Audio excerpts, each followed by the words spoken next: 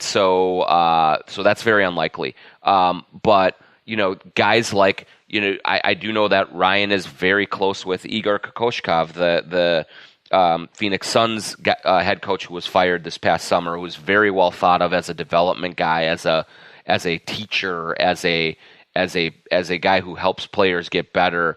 But I think he's in the mix for some other jobs as well, and he would have, with all of the money that he has left on his deal, he has to decide if he wants to even coach next year as an assistant, or if he wants to try and wait to stay around and see if he can get back into a head coaching realm. I mean, there's been a lot of talk about Geoff Delic, who was the Houston Rockets defensive coordinator, who just left there, and certainly Gerson Rosas knows him well. He's well thought of, but he's also been one who he started out last season and retired before the season started and then came back. So does he still want this? Does he still want to be in the mix, and does he want to relocate to Minnesota to do that? So names like that I would explore, and I'm sure there's a million other ones that they're going to look at, connections to Gerson, connections to Ryan, and others that will come up here. But I do think, in the next week, I would imagine that you're going to hear those hires start to be made, because they got to get moving on draft evaluations, on helping players this summer who have already been in to work out, which I think is a good sign. They got to get going on this stuff, and so I think they'll be getting pretty aggressive with it. Buzz through a couple more Twitter questions. Thanks to everybody who sent them in. From Gus Buss, any update on whether or not Layden is expected to keep his job? I think he's going to stay around. I don't think that it's going to be in the same role as he had before. One name that I've heard raised to be added in a high-level front office position would be Sachin Gupta, who is in Detroit with the Pistons and is an assistant GM. He is very well thought of as an analytics guru, as a cap guy, as a kind of overall executive. And so he has roots in the Houston organization. So that's a guy who I'm watching right now as a possible addition, and as a high-level addition who could serve as some sort of a number two under Gerson. It doesn't mean that Scott will be completely marginalized or anything, but I don't think that he's going to have the prominent role that he did previously. Wiley Coyote asked about 8 questions. You've answered most of them already, but this is one. Any truth to the rumor the Wolves made a draft promise to Hashimura? I don't think that's true. When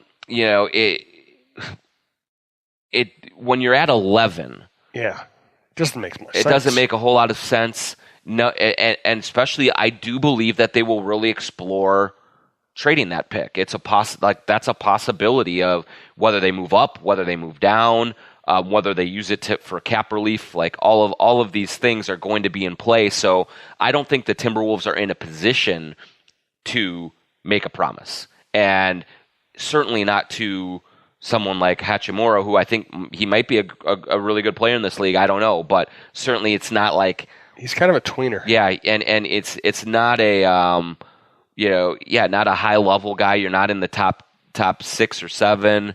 So I just think too many things can happen before they get to draft night and pick at 11 for them to say, oh yeah, if we're there, if you're there, we're taking you, and it'd be too much for if I'm Hachimura, I'd be like, yeah, that's really nice for you to tell me, but I'm not going to trust this. Who knows what's going to happen, on draft night that way. So I do not believe that that kind of a promise has been extended. Nathan Dalsing asks if Conley or Holiday are possibilities. Drew Holiday? I don't think so, because I mean the New Orleans Pelicans have Zion Williamson now, and I think they're going to try and keep Anthony Davis at least for the early part of this, and really see if they can come out of the gates guns blazing, and then maybe Davis changes his mind about staying in New Orleans long term. And I mean that trio of Anthony Davis, Zion Williamson, and Drew Holiday is really good. And so I can't imagine that I'd be looking at him at all as a possible acquisition. Conley is an interesting case. if the Wolves offered Jeff Teague 11 and future picks, and maybe one other asset for him, and that offers the Grizzlies a way to get off of Conley, and bring in someone who we know Jeff Teague would be fine sitting or playing 28 minutes a night with Ja Morant, and sharing that load, because all he did all of last year was say, Tibbs, don't play me this much, play Tyus more. And he's only got 1 year left on his deal. I mean, maybe there'd be something interesting to explore there. I think that there's probably going to be another team that offers more for Mike Conley than the Wolves can. But Conley, I think, has 2 years left on his deal. They are big numbers.